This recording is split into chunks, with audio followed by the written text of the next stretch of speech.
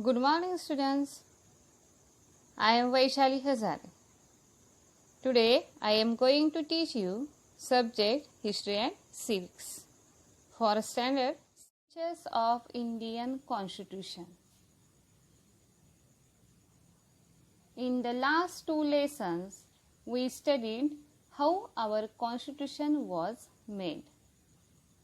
We studied its preamble and understood terms like sovereign, socialist, secular, democratic, republic. The goals expressed in the preamble are the characteristic features of our Constitution as well. Apart from these, the Constitution also has other features. We shall try to understand these in the present chapter. Federalism. One of the most important features of our Constitution is the federal system.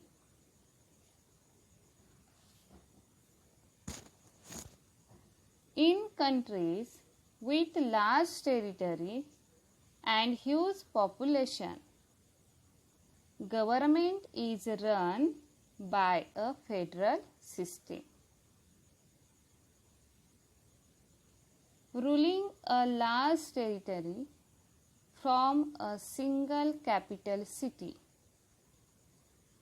is not only difficult but may also lead to the neglect of some far-flung areas.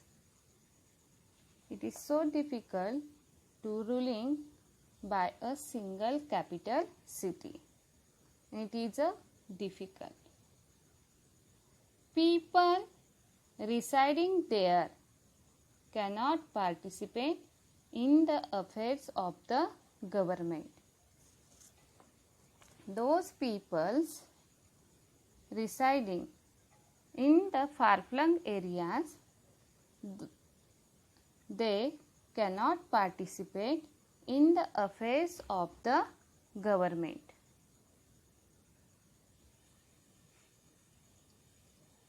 Therefore, government functions at two levels in a federation: state government and national government.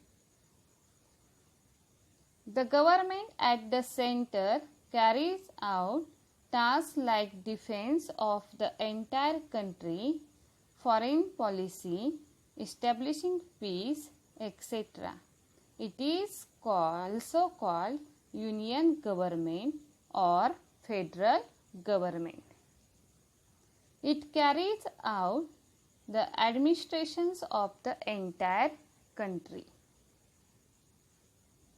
The government that oversees the administrations of the regions that we live is called state government. It looks after the administrations of particular state. For example, Government of Maharashtra looks after the administrations of the state of Maharashtra.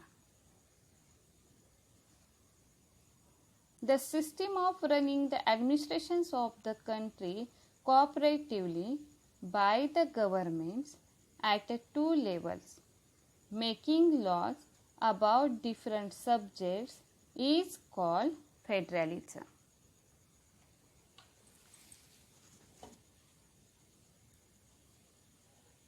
Federalism means the system of running the administrations of a country cooperatively by the governments at two levels, making laws about different subjects.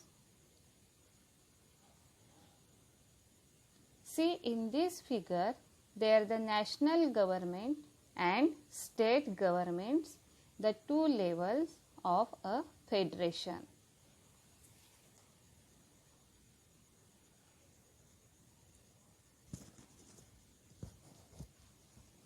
Now, separation of powers.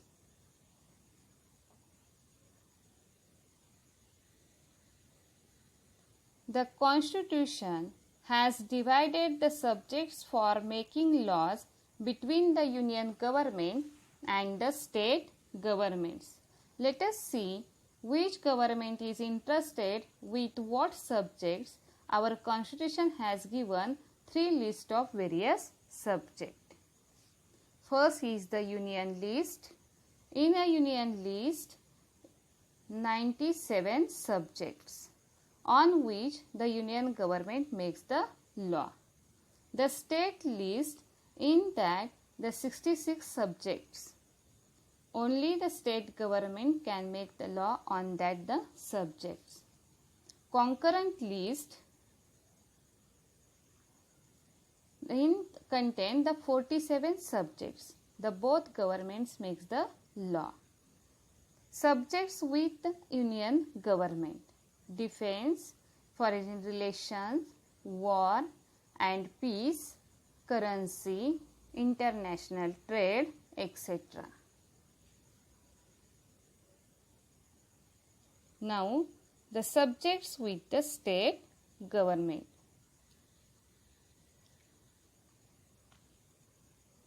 In that, agriculture, law and order, local government, health, prison administrations, etc. Like that, subjects include in the state government list.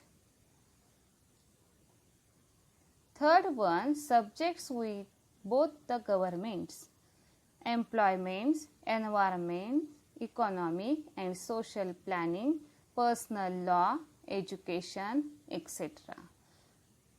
On these subjects, the both governments can make a law. Now, Union territories. In India, there is Union government, 29 states governments and 7 Union territories. The Union governments control the Union territories.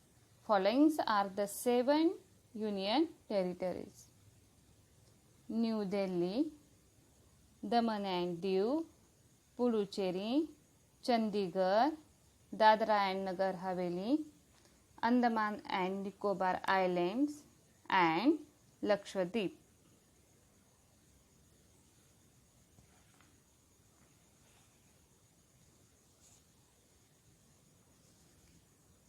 Here the chart also the Union territories and that region's capital.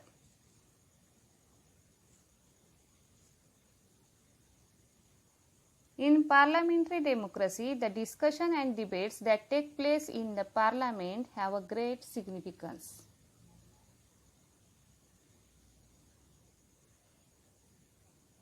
Parliamentary system of government. In India,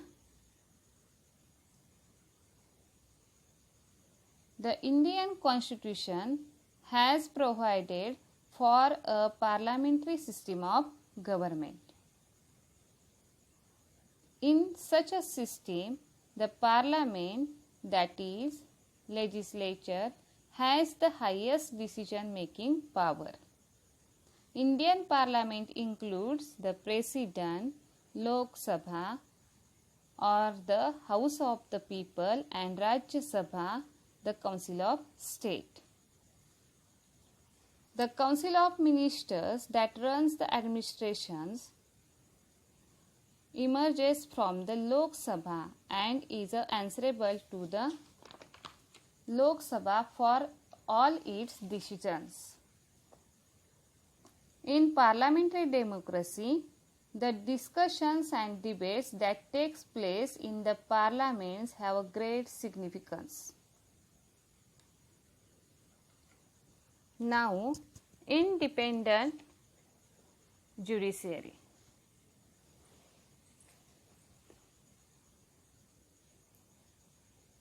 The Indian Constitution has created an independent judiciary.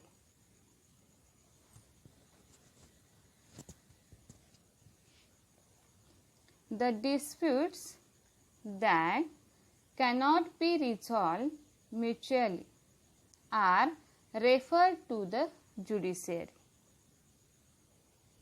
The court hears both the contesting parties, looks into the injustice, if any, and gives its judgment. And this has to be done impartially.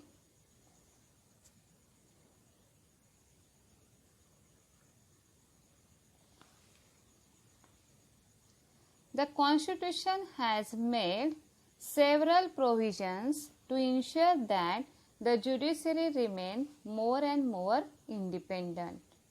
For example, judges are appointed by the President and not by the government. It is not easy to remove the judges from their office. Now, single citizenship. The Indian Constitution has granted a single citizenship to all Indians, that is, Indian citizenship.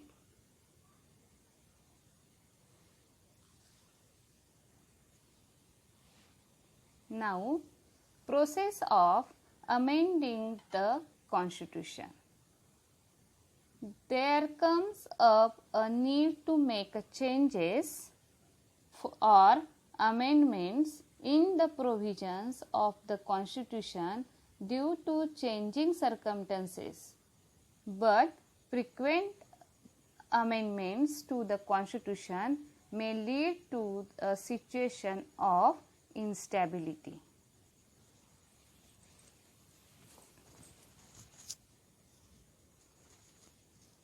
The procedure for amendment is specified in the Constitution itself. So, to ensure that an amendment is made only after giving it a careful consideration. The procedure for amendment in the Constitution is unique. It is neither too difficult nor too easy. More scope has been provided for giving more consideration and thought to important amendments. The procedure is also flexible to ensure that general amendments can be brought about easily. Now, election commissions.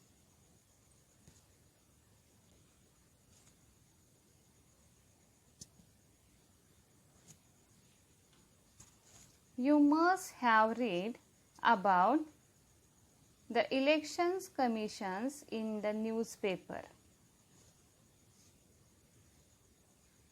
Since India has adopted a democratic form of government, people have to elect their representatives periodically. For this, the elections have to be conducted in a free and fair atmosphere.